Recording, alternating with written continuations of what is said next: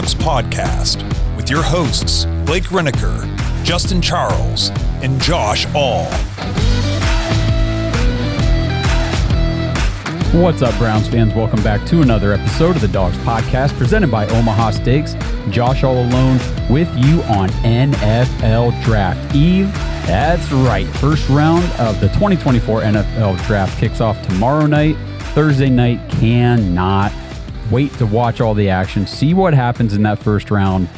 You know, a lot of people out there complaining about the Browns not having a first round pick yet again this season, but in all reality, it's kind of nice to just sit back, watch what all these other teams are going to do in the first round and not really have to worry about, well, are the Browns going to pick the right guy, use this first round pick in the correct manner, because you know what? We get guys like Martin Emerson in the third, DeJuan Jones in the fourth, Grant Delpit, JOK were second round picks. Those are all guys that if you redraft their specific drafts, they go in the first round anyway. So the Browns have proven now under this regime, and you got to get used to that, guys. You got to get used to the mindset of this regime, not the past regimes. Forget all that crap from before. I know it's tough. Trust me, I've got the scars too. But what this regime can do is like unlike anything we've ever seen before in Cleveland. So it's going to be an exciting night. And then we've got Friday night live on YouTube with all of you. Please jump in the chat.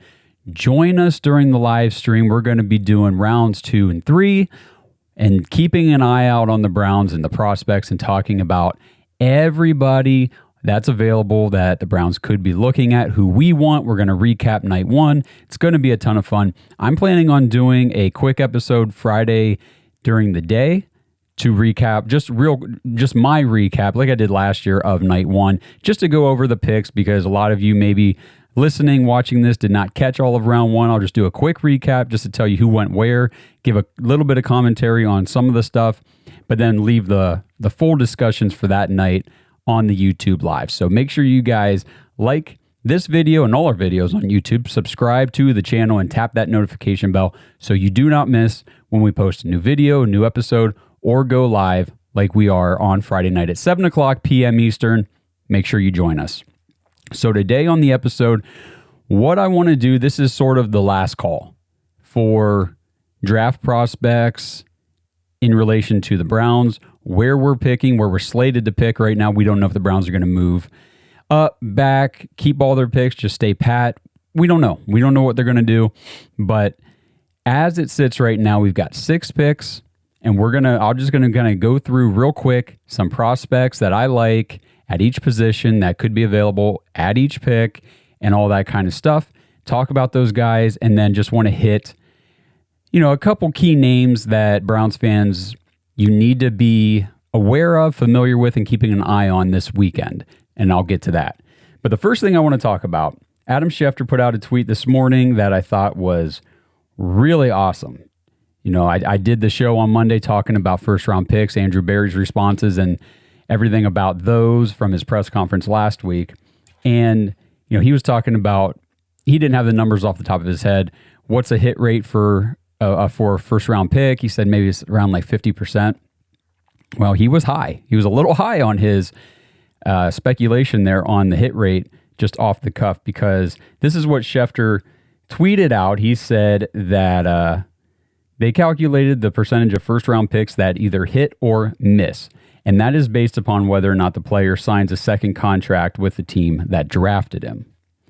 So this data encompasses 20 drafts. So 20 first rounds, the last 20 years from 2000 to 2019. So not the most recent years where obviously we have no idea if any of those players are going to get second contracts. They're not eligible yet. So going from 2000 to 2019, here are the positional hit rates. And it starts at center. The center position, the hit rate is 92%. If you take a center in the first round, the hit rate is 92%. That's insane. You want to talk about a massive drop-off? Offensive tackle was the second highest. That hit rate drops from center at 92, clear down to tackle at 59%. Drops down to offensive guard at 50%. So if you draft an offensive lineman, depending on where what position they play in the first round. If you take a guard, you've got 50% hit rate, a tackle's 59%, and a center is 92%. Excuse me. And these hit rates, it's not like this is from 2 or 3 years of sample size. It's a 20-year sample size. So the data is pretty good on this stuff. So those were the top 3 positions. Your offensive line, that seems to be, if you're looking to maximize the value and the future potential production, all that stuff of your first round pick, probability says go with the offensive line. They have the highest hit rates. So moving into the next section, this is like their yellow section. So 40 to 48%. Linebacker at 48% hit rate. Quarterback is only a 46% hit rate. So if you're drafting a quarterback in the first round, you have less than 50% probability that they're going to hit, which means, like I said before, sign a second contract with your team. Edge rusher, 44%. Defensive tackle, 40%. All right. So now we're going to move into the positions that are less than 40% hit rate. Cornerback, 38%. Running back, 38%, which running back I totally understand because hardly any running backs get a second contract with their team. Safety, 34%. Tight end, 33%. And what position have I not said yet? The position that I see so many people on social media saying, if the Browns had a first round pick this year, they could go and get themselves an elite level. Say it with me. Wide receiver. That is correct. And the wide receiver is clear down at the very tippy tail bottom of this list. 27% hit rate from 2000 to 2019. So there is no guarantee that a team drafting a wide receiver in the first round is getting an elite player. They might not even be getting a great player or a good player or a player that's going to be with your team very long at all. So 27%, that is a super low number. And, you think about for every, I used this example online today. I was talking to somebody and I said, these hit rates, and just to give you guys real quick, Barry was talking like, I think it's around 50% overall, the hit rate for a first round pick. The average boils down to 43%. Your hit rate for a first round pick is 43%, less than 50% probability that player signs a second contract with your team. That's low. And that's why I said I have got no problem moving first round picks for proven players. I've got no problem with that at all because there's 43% you're getting a guy who could develop into a proven player with a first round pick. Why not just go use 100% on another guy? I like those odds a little better. So, the example I used was I don't think the Philadelphia Eagles missed their first round pick when they traded it to the Titans for A.J. Brown. Then the Titans turned around and used that pick to draft Treylon Burks. There is a little bit of a difference between those two players. So that's the kind of stuff we're thinking about. And then, sticking with the Eagles, a year or two before that, they drafted Jalen Reagor in the first round. And I don't even know what team he's on right now. He was on I think he was on the Patriots, Vikings. Like the dude might not even be in the league anymore. There is no guarantee on any of these positions, except for center. 92% is pretty damn close. The totals on that one's interesting. There's been 12 like pure centers drafted in the first round over those 20 years. 11 hits and only 1 miss. I should probably go in and figure out who the 1 miss is. That would be interesting. But anyway, I just thought those numbers were insightful. And you know that I love the stats. I love the analytics. I love looking at these probabilities and things like that. And this just further confirmed for me that first round picks are just a shot in the dark. I mean, it's a good educated guess that you're making with a 43% hit rate over that 20-year time span. So take that for what you will, but the Browns not having a first round pick in this draft bothers me in no way, shape, or form. As I started this whole conversation with, if you can get first round talent Martin Emerson in the third, if you can get first round talent Dwan Jones in the fourth, JOK, Grant Delpit, these guys in the second round, I'm cool. I mean, I have no problem with getting first round talented players later in the draft. So if anybody else has a problem with that, can you explain why? This episode is sponsored by Aura. Browns fans, how much of your personal, business, and financial lives exist online? Now, 1 out of every 4 people will fall victim to online crime. According to the FBI, the amount of money lost to digital crime has more than doubled since 2020. Oh, you mean since the world was forced to go digital in order to function? Yeah, I guess that kind of makes sense. Digital identity theft is a booming business, and Aura helps protect you from all the dangers online. Start your 14-day free trial at aura.com/Dawgs, DAWGS. In today's world, you need to safeguard yourself and your kids. Aura provides protection against financial fraud and identity theft, along with a privacy assistant to scan the entire web, including the dark web, to find places where your email or phone number should not be. Connect to the web safely with Aura's VPN that encrypts your online activity and blocks phishing and scam sites, all with one click. And maybe the most convenient feature is Aura's password manager. Safely store and access all your passwords for all your apps in one spot. And Aura also has parental controls. This is so important. So you guys can monitor and protect your kiddos on their devices, including, I love this, a cyberbullying feature that alerts you to any harmful dialogue directed toward your kids. Track their screen time and browsing history to make sure they're not engaging in any harmful behaviors. The internet can be a fantastic space packed with information, but it's also filled with people who make money stealing your information. Stop them now. Test out all of Aura's features with a 14-day free trial at aura.com/Dawgs. The app is awesome, but I recommend you create your account in a web browser first and then download the app second. Run the data check, find out where your information is being sold. Chances are it is. Mine was being sold on 16 different sites, and Aura immediately goes to work removing you from all of them. What do you have to lose?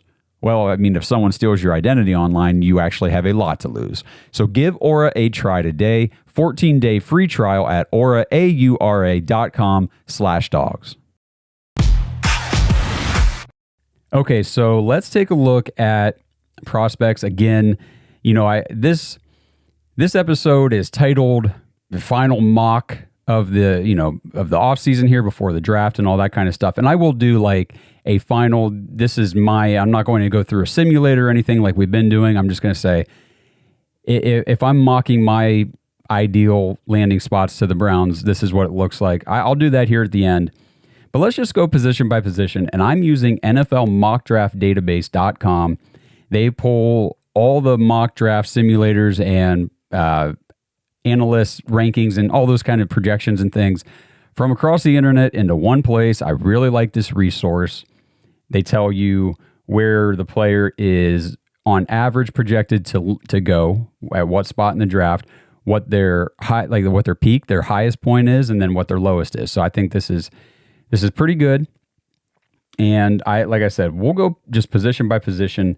I'm just going to go down their tab. So if we start with running back, if the Browns are looking for running back in the second round, which I don't project, that's not my prediction, but if they are, Jonathan Brooks is the highest projected running back out of Texas.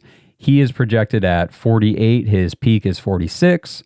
And he's got a lot of people projecting him to go to Dallas at 56, which is 2 picks after us. So if the Browns want, the top running back, I don't know who's the top running back on their board. There's Jonathan Brooks. Would I take Jonathan Brooks?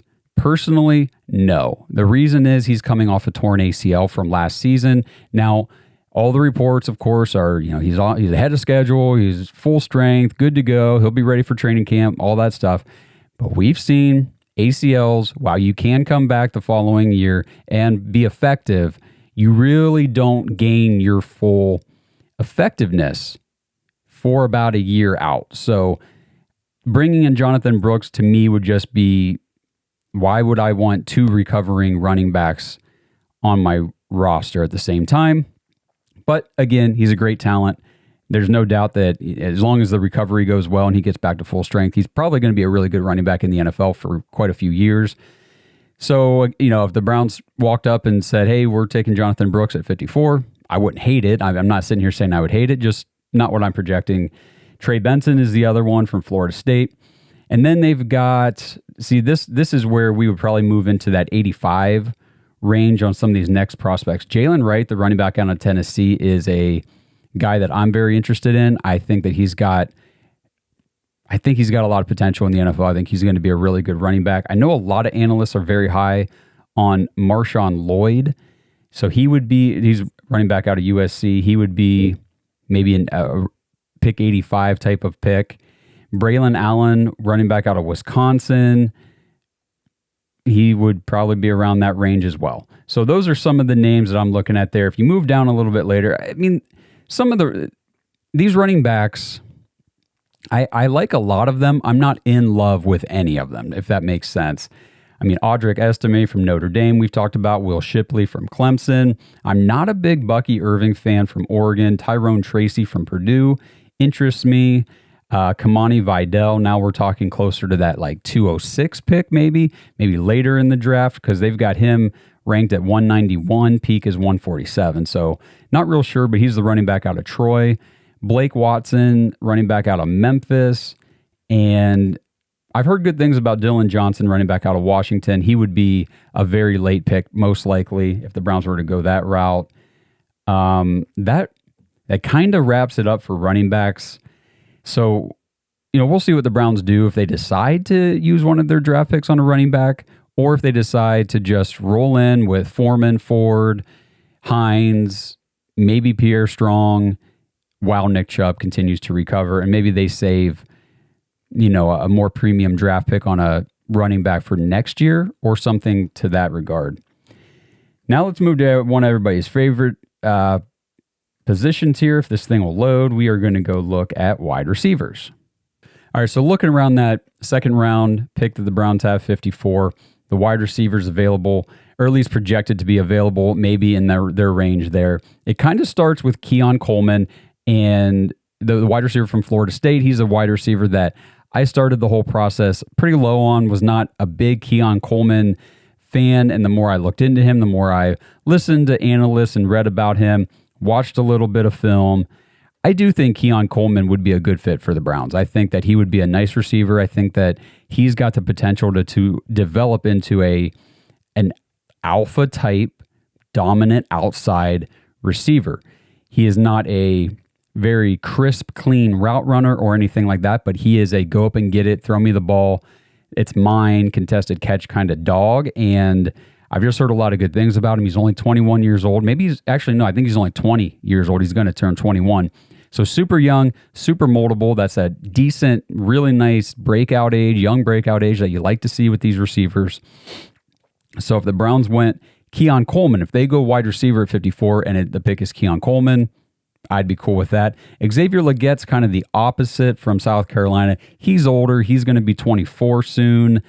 Late, super late breakout. 5th year in college. I know that there were some extenuating circumstances for him.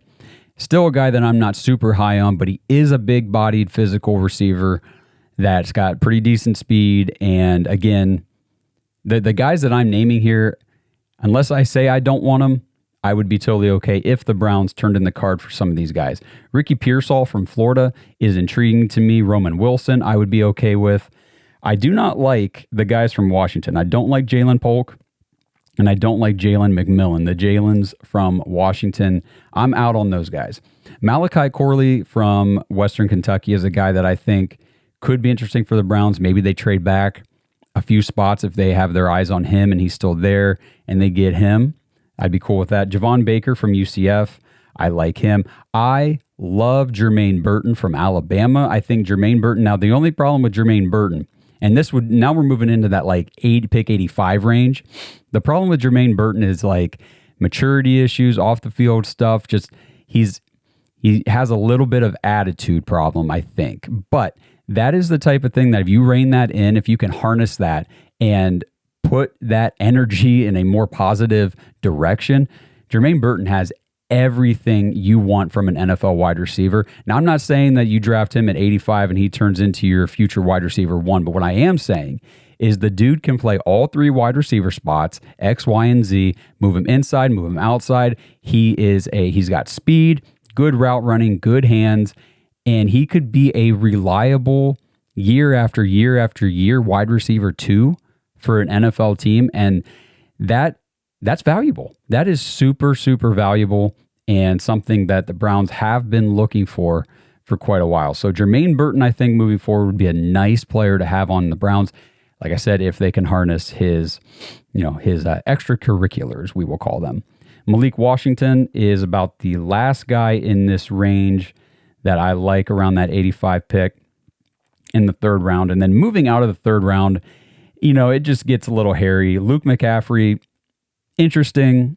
I think he's going to take a little time to really acclimate and develop to the NFL game. If you're interested in a little bit more of a project player, but he does come from very, very strong NFL bloodlines. Aeneas Smith from Texas A&M, I think could be a nice later round player for the Browns if they were to wait on wide receiver. And then we talked about Jalen Coker, and that could be a somewhere in those early 200s at the Browns, at 206 pick. Maybe they grab a Jalen Coker. And from Holy Cross did an episode talking about him last week, I believe, and it's a smaller school, lesser competition, but he's got a lot of those traits. And again, we're not talking at this point in the draft, we're not talking about guys that, oh man, if they don't turn into our wide receiver one, it was a bust. No, we're just looking for contributors at this point. And then after that, the other name here that people should be familiar with, Tulu Griffin from Mississippi State, the guy the Browns met with. He is an excellent return man. So now we're looking at more of what can you offer us on special teams. Maybe you can contribute at wide receiver, but that would be Tulu Griffin. And then the last guy that I want to mention with the wide receivers is a young man by the name of Mason Tipton. So this is a guy that I was not familiar with whatsoever. I was doing some reading online, and Mason Tipton, wide receiver from Yale, has met with the Cleveland Browns during this pre-draft process 5 times. 5 times, including a one-on-one Zoom call with wide receiver coach Chad O'Shea.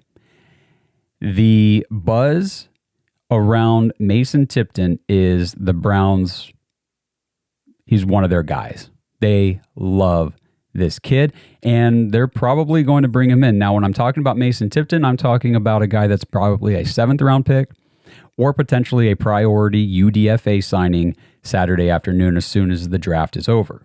So that is a name that Browns fans, we should all get familiar with and be looking for the Browns to bring in either late Saturday, at some point in time on Saturday. So a day 3 type of guy, whether it's a draft pick or a UDFA, like I said. But Mason Tipton, I'll just do a quick thing on him. He's actually from Akron. So this is a local Northeast Ohio guy. The Cleveland Browns are his home team. He loves the Browns. He wants to play for the Browns. He did an interview with OBR, and he was quoted as saying, "The Browns want to find a way for me to get in that jersey. It's a dream to be in Cleveland. It's my hometown." So when you have the prospect himself saying the Browns want to find a way for me to get in their jersey, that means there's a pretty darn good chance this kid's coming to Cleveland at least for the summer. And that's the thing. He comes, he competes, maybe he carves himself out a roster spot. It's not like we haven't seen UDFAs do that before in recent years. So I'm pretty high on him. NFL Draft Diamonds calls him one of the best small school sleepers in the entire draft.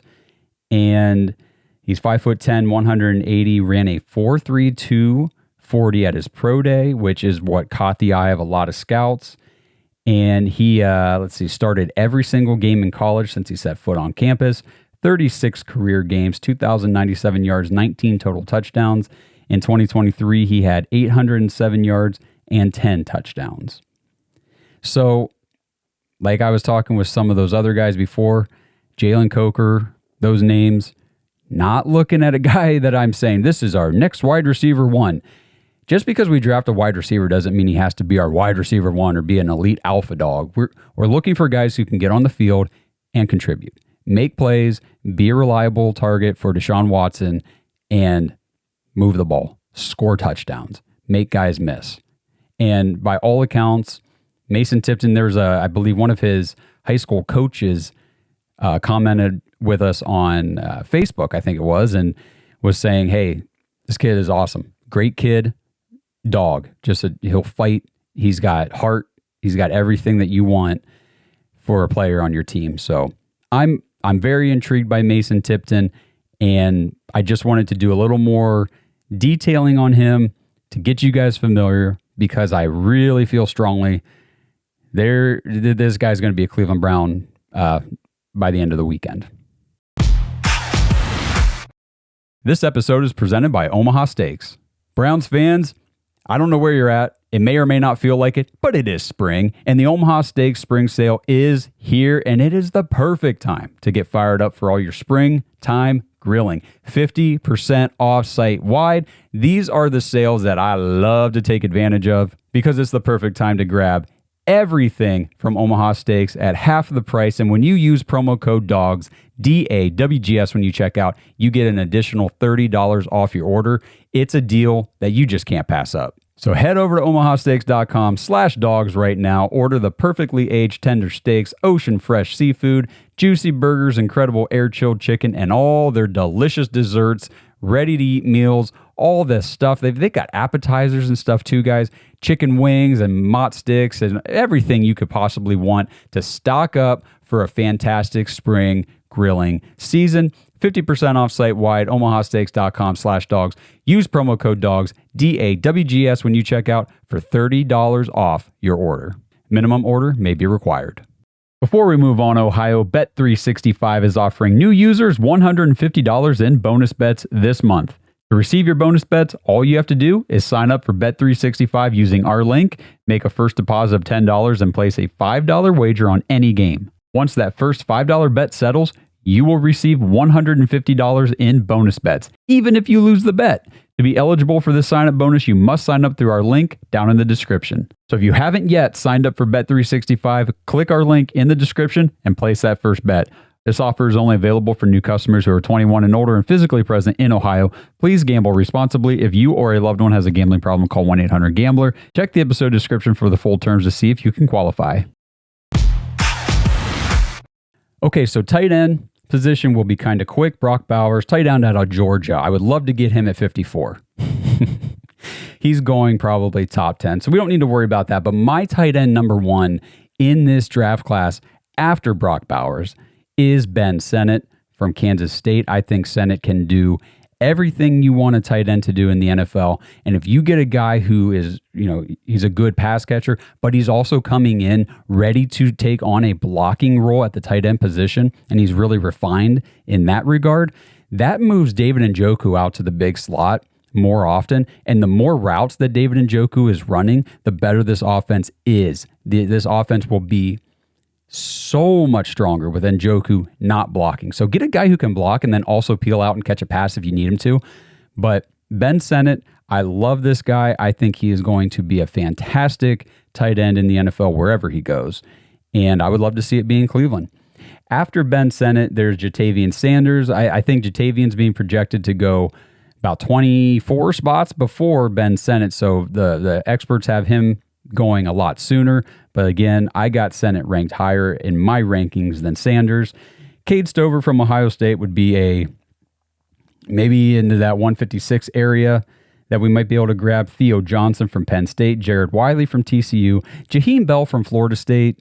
I like him. He's kind of a do-it-all player. He's a smaller guy for the tight end position, so he's not a traditional tight end exclusively. He'd probably play some H-back, some slot, some of this stuff, but he's definitely got talent. There's no doubt about it.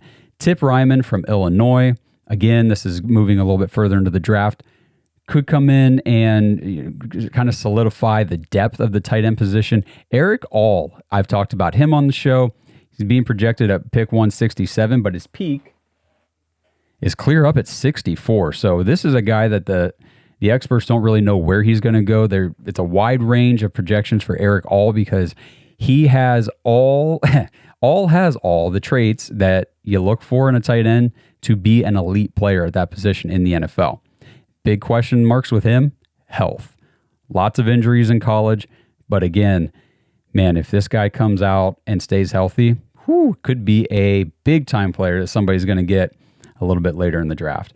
And then you've got guys like Tanner McLaughlin from Arizona, A.J. Barner from Michigan, and the only guy after that I'm really even interested in hearing his name whatsoever is McCallan Castles from Tennessee.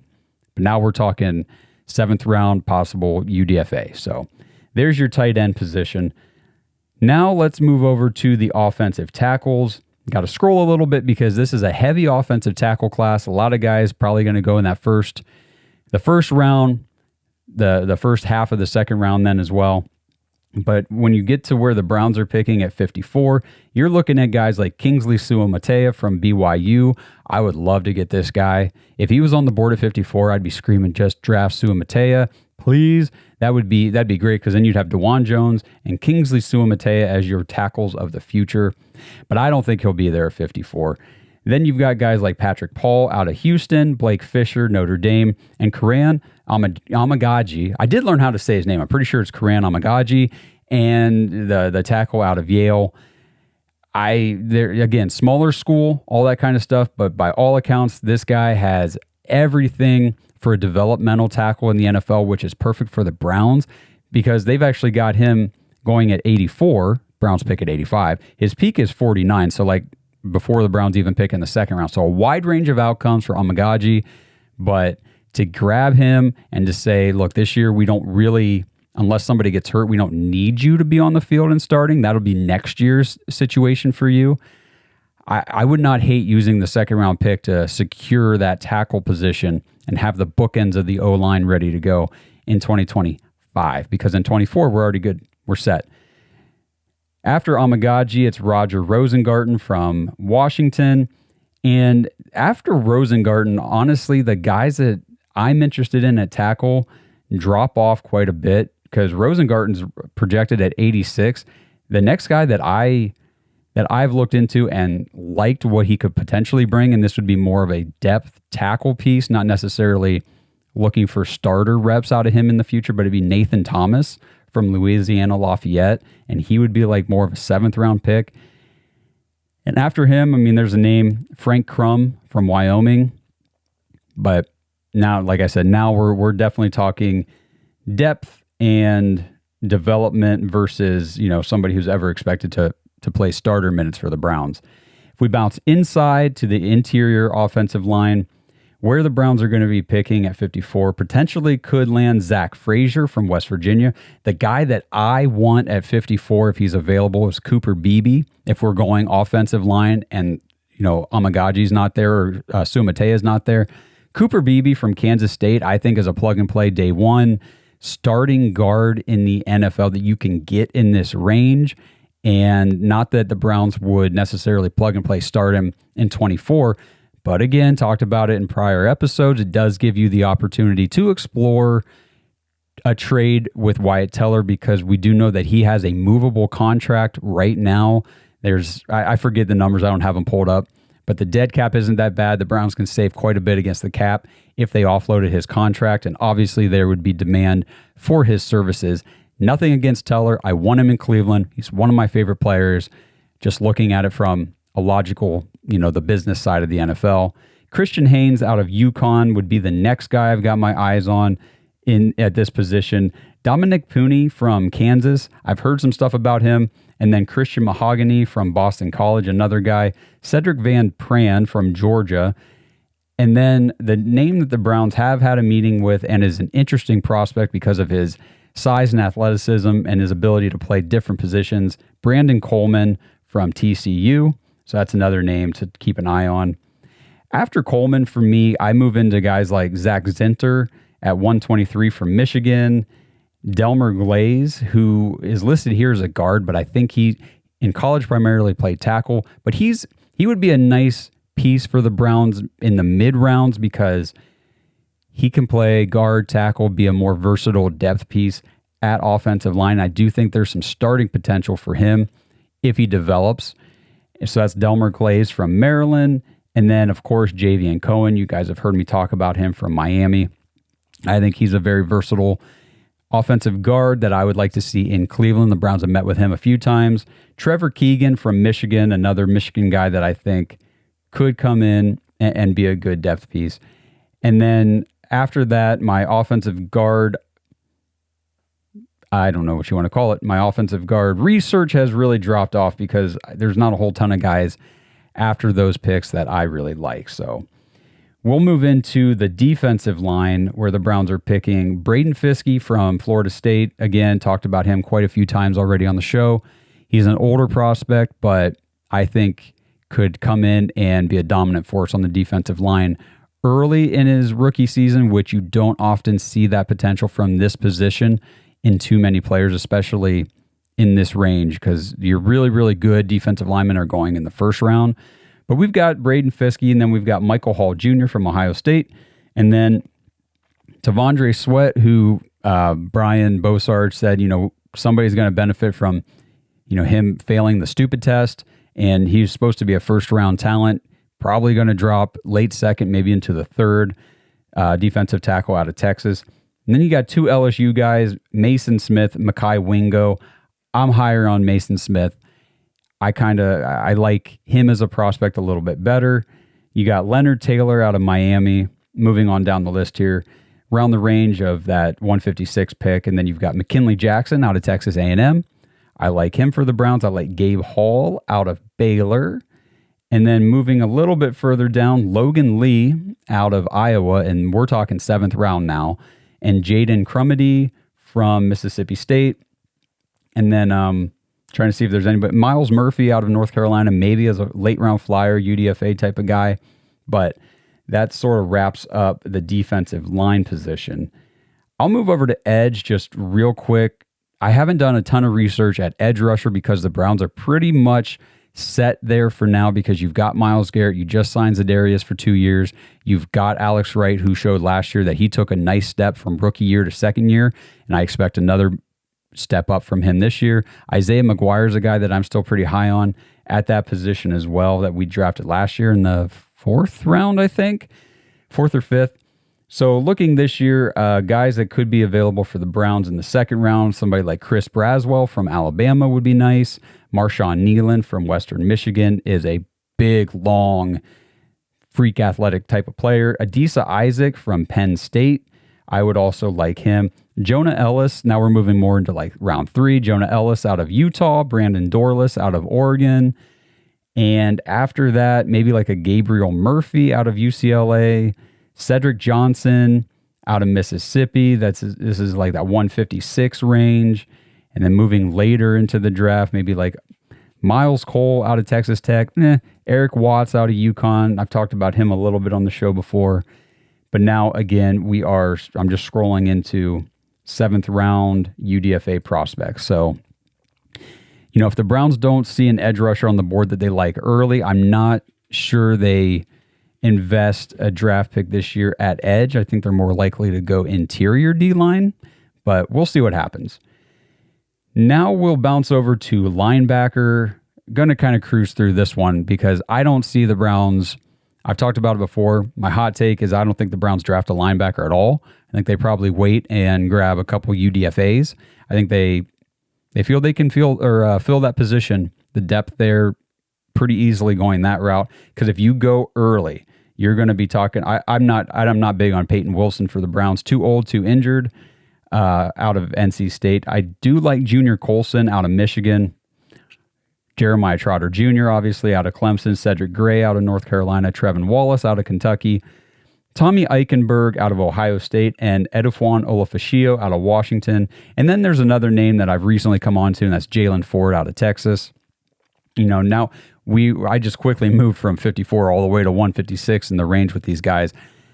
That's because I don't think any of these guys end up going to Cleveland with any of those first picks. Now, if the Browns do like a trade back to acquire an extra pick or two in that range, maybe. But again, probably not. But we'll see. We'll see what happens. If you move down a little bit later, though, J.D. Bertrand from Notre Dame is projected, anywhere from 140 to 203. Nathaniel Watson from Mississippi State, kind of the same range. Steele Chambers, the other linebacker from Ohio State, maybe you can get him in the 7th round. And then a couple other linebackers that I like. I'm big on Omar Spates from LSU, and I think he could be definitely be a 7th round pick, UDFA type of player. And I think, is a name that Browns fans would come to say, wow, how'd we get this guy? But that's just another one of those names to keep an eye on. And then Luke Reamer, that was Kenny Mack's guy, linebacker from Nebraska. Again, his range anywhere from 166 to 450. So we'll see what happens at linebacker. But those are the names that I'm interested in at any rate. Now, if we move over to cornerbacks and safeties, it's going to be a very brief conversation. I don't have a whole lot of information on these positions, safety especially, because the Browns already have 5 safeties on the active roster that are going to be on the 53-man today. Like, there's no room for a developmental safety in a room that's got Juan Thornhill, Grant Delpit, Ronnie Hickman, D'Anthony Bell, and Rodney McLeod. And all 5 of those guys are under contract in 2024, combined less than $10 million to the cap. I don't know how Andrew Berry does these things with his contracts and the cap and all that stuff, but that's freaking awesome. You have an entire position group that doesn't even count $10 million collectively toward the cap. That's GMing right there. That's GMing with an attitude. So cornerback, where the Browns are picking, Mike Sanderstill from Michigan, Kamari Lassiter from Georgia, TJ Tampa from Iowa State, and then a guy like Max Melton from Rutgers could be in play for the Browns there. Again, haven't deep dived a lot of cornerbacks because the Browns have 3 really good cornerbacks with Cam Mitchell sitting there at the 4 spot. We've already signed 2 free agent cornerbacks to the roster. If they take a guy, it's either going to be like an early dude that slips and falls that they're high on, that they think we have to take him here in the second round, and they do that. Or it's probably going to be maybe more like a mid to late round type of developmental guy, sort of like you saw with Cam Mitchell. So then you've got guys scrolling down, Renardo Green out of Florida State, Nehemiah Pritchett's interesting out of Auburn, D. Camarion Richardson, cornerback out of Mississippi State, a guy the Browns have met with. He's sort of been looked at like Martin Emerson 2.0 with what his physical traits are. He's big. He's like, I forget, 6'2", 190 pounds or something like that. He's a big body cornerback, but he's super fast. He's very fast, very physical, hits, tackles, loves tackling. He's a great run game cornerback. Basically, coverage skills are going to need honed in and worked on at the NFL level. Sort of the same stuff we heard about with Martin Emerson. So DeCamarion Richardson is a name that I will be watching closely as the NFL draft unfolds.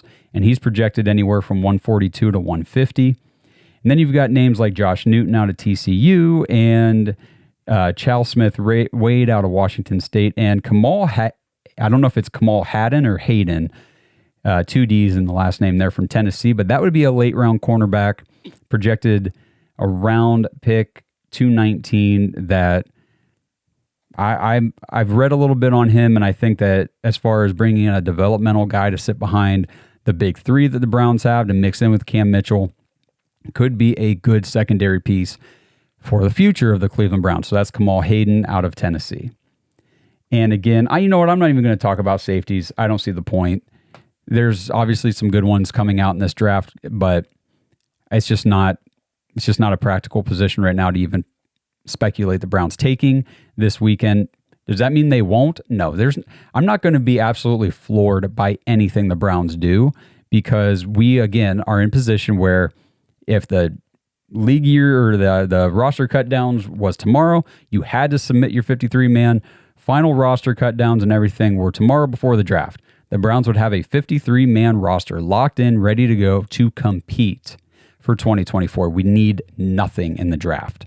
There are no immediate needs, no immediate positions that we need to fill with starters out of this draft, nothing. So we draft for depth and development in the future. And that is a great way to be. That is what good teams do. Good teams are set and ready to go. You've already got your studs in all the positions you're supposed to have studs. And then you just draft and hope that you get a Martin Emerson in the 3rd round who can develop into a stud and one of your cornerbacks of the future. So I know that was a lot of names. I threw a lot of information at you guys, but I wanted to make sure I did one last talk with everybody, one last episode before the draft, get these names out there to just give you guys who I'm looking at, who me and Kenny have done the most prospect research of the team. And these are the guys that we really like for the Browns at each position, at each round. What the Browns decide to do, we will see very soon. It's very exciting because the NFL draft is right here coming up this weekend. And we'll be with you guys through the whole thing again Friday night live on YouTube, going through rounds 2 and 3. And we'll be on social media all day Saturday, breaking down all the picks, all the moves, everything that the Browns are doing, and keeping you guys informed that way as well. I'm planning on doing a quick draft recap on Sunday just to break down who the Browns picked, who the new players are that Andrew Berry came away with from the weekend, give a little information on each guy, but we'll really deep dive each new rookie that the Browns select and do that whole discussion next week on the live show. It'll either be on Tuesday or Wednesday. So just to give you guys a little bit of the schedule coming up this week and then after the draft. So here we go, the final mock draft. Real quick, just the final projections from the Dawgs podcast heading into the weekend. And again, if we're not saying that we're going to be upset if this doesn't happen, this is just the final mock, because all the players that I listed from each position at each draft pick for the Browns, we would be thrilled with any of those guys. And to be honest, there's going to be guys at the Browns draft that we haven't done any deep dive into, that weren't even on our list. And that's what happens every year. But to kind of break it down, in the final mock here, I've got Keon Coleman at 54, wide receiver out of Florida State. The Browns do go ahead and pull the trigger on their big, versatile outside receiver. At 85, Karen Amagaji, offensive tackle out of Yale. He falls to them at 85, and they take him there. At 156, they scoop up DeCamarion Richardson, the cornerback out of Mississippi State. At 206, they get Trevor Keegan, offensive lineman out of Michigan. And then 227, Logan Lee, the defensive tackle out of Iowa. And finally at 243, Omar Spates, linebacker LSU, the guy that I was talking about earlier. So that's the final mock draft as we head into the weekend. Again, top guys at every position that I've already gone through in this episode.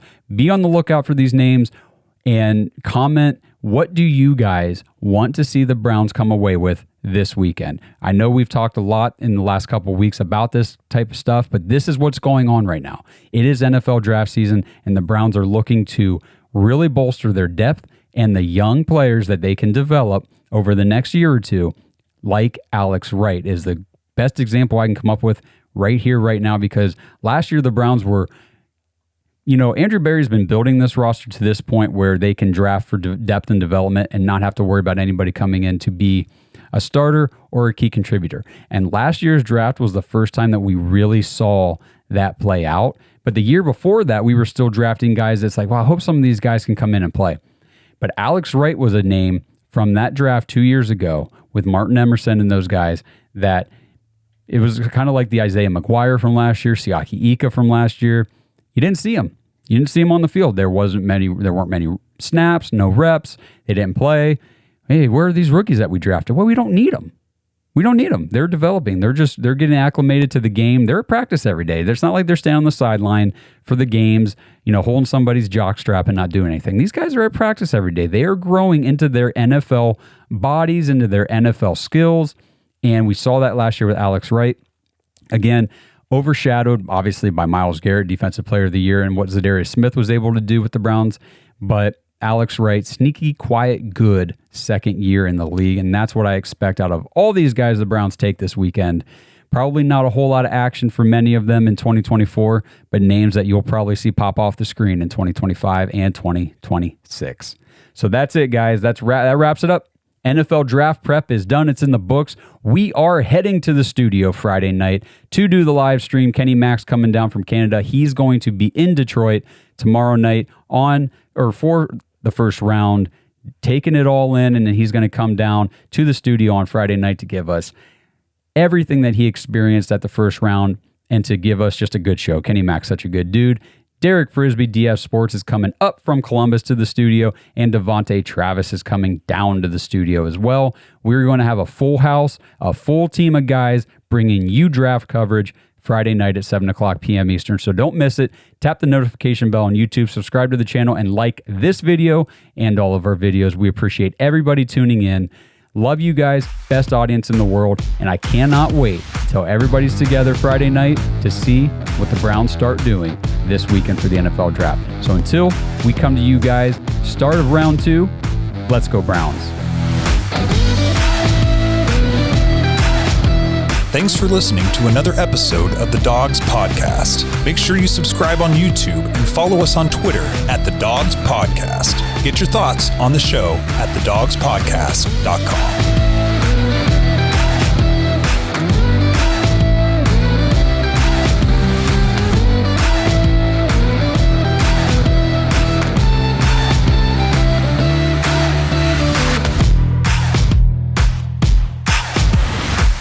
This episode is brought to you by Danger Coffee. Browns fans, we talk about how Danger Coffee is made free from mold toxins that are in 45% of the world's coffee, but that's not all that Danger Coffee has to offer. Mineral and nutrient deficiencies are a big deal. They make you feel sick, tired, stressed, and they can give you brain fog. These deficiencies negatively affect your immune system, your digestion, sleep, metabolism. Have you ever wondered why you get an initial burst from your coffee, but then you get that little crash not long after? Danger Coffee's patent-pending process remineralizes your body with more than 50 trace minerals and electrolytes, leaving you more energized, engaged, powerful. These micronutrients enter the cells to boost performance. They bind to toxins to provide detoxification support. I know that sounds like a lot, but the bottom line, guys, is minerals matter, and most of us really don't get enough of them on a daily basis. Danger Coffee delivers micronutrients, plus it gives you access to the minerals you already have. Head to dangercoffee.com, use our code DAWGS, D-A-W-G-S, for 10% off your order, and that code can be used over and over, so you get 10% off every order you make using code DAWGS. It's time to start every day off with a cup of coffee that gets you going and actually keeps you going. dangercoffee.com, code DAWGS.